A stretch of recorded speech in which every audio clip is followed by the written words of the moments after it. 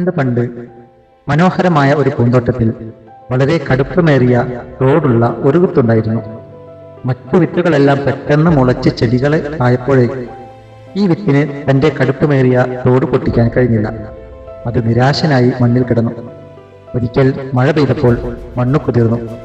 അപ്പോൾ ആ വിത്ത് തിരിച്ചറിഞ്ഞു ആ തോട് തന്നെ തടയാനില്ല, മറിച്ച് മണ്ണിലെ കഠിനമായ ചൂടിൽ നിന്ന് സംരക്ഷിക്കാനാണ് പ്രകൃതി നൽകിയത്.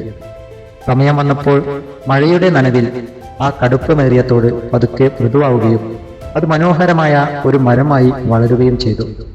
പൂന്തോട്ടത്തിലെ ഏറ്റവും തണലേകുന്ന വലിയ മരം അതായിരുന്നു. നിങ്ങളുടെ ജീവിതത്തിൽ ഇപ്പോൾ നേരിടുന്ന തടസ്സങ്ങളും കഷ്ടപ്പാടുകളും നിങ്ങളെ തകർക്കാനല്ല, മറിച്ച് ശരിയായ സമയം വരുന്നത് വരെ നിങ്ങളെ പാകപ്പെടുത്താനാണ്. ക്ഷമയോടെ കാത്തിരുന്നാൽ നിങ്ങളുടെ വളർച്ച മറ്റുള്ളവർക്ക് തണലേകുന്ന അത്രയും വലുതായിരിക്കും. ശുഭദിനം.